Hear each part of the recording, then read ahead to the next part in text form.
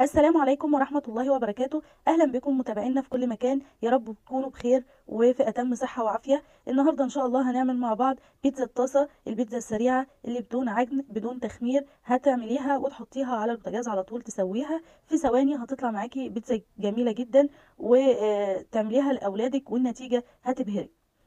اول حاجه هنبدا نعمل صلصه البيتزا، وانا كنت نزلت لكم فيديو قبل كده في شفشق الخلاط. هنحط 4 حبات طماطم كبار، وهنضيف عليهم 4 فصوص توم او فصين كبار، معلقه سكر، معلقه ملح، معلقه زعتر، نص معلقه فلفل اسود، و5 معالق كبار مليانين صلصه.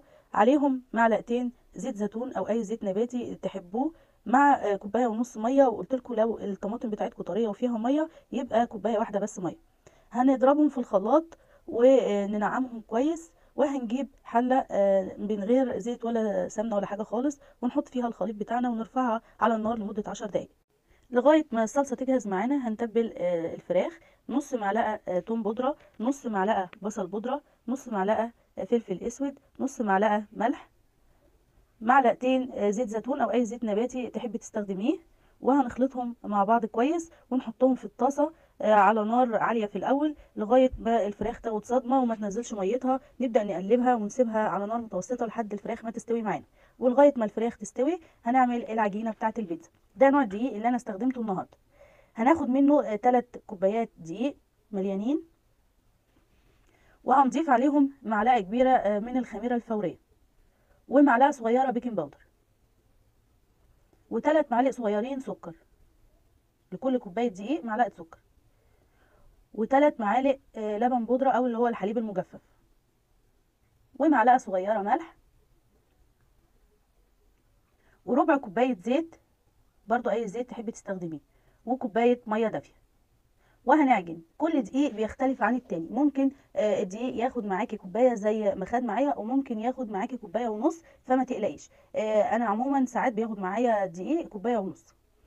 خلطناها كويس. هنجيب طاسه من غير برضو ما ندهنها اي حاجه، وهنحط نص كميه العجين اللي معانا في الطاسه، وهنفردها بشكل دائري كده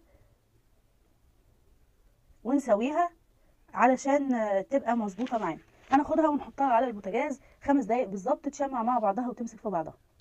هنا بعد ما شمعت العجينه معانا هنبدا نحط الصلصه. اهي الصلصه بقت جاهزه معانا. انا بحب الصلصه كتير شويه على البيتزا، انتوا بتحبوها قليله زي ما بتحبوها اعملوها.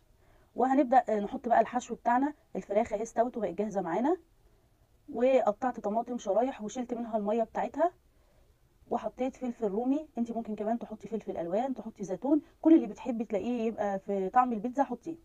معايا هنا ميكس جبنه رومي على شيدر حطيته. معايا جبنه مشلله انا بحب قوي احطها، او اللي هي الجبنه الشلل. وعندي موتزاريلا بس مش مبشوره، فانا قطعتها كده بالسكينه وحطيتها. دلوقتي هناخد الطاسة بتاعتنا وهنغطيها بغطا وهنحطها على نار هادية، بتاخد 13 دقيقة في السوا. بنحطها على النار 13 دقيقة وهي متغطية كويس بغطا محكم، ونشوفها بعد ما تستوي. كده البيتزا بتاعتنا بعد ما استوت وطلعت حلوة معانا. وعملت ببقية العجينة بيتزاية تانية. بصوا الجبنة سايحة على الوش وشكلها حلو ازاي. انا هنا ما حبيتش اخلي الجبنة تسيح قوي، انا بحب الجبنة تبقى باينة شوية. برضو ليكي مطلق الحرية وتعمليها زي ما بتحبيها. هنقطعها كده مع بعض ونشوف سمك البيتزا معانا وحجمها. هي لسه سخنة طبعا، فانا مش عارفة اتحكم فيها. والجبنة ماسكة مع بعضها حلوة قوي، وعجينة البيتزا نفسها طرية وحلوة قوي.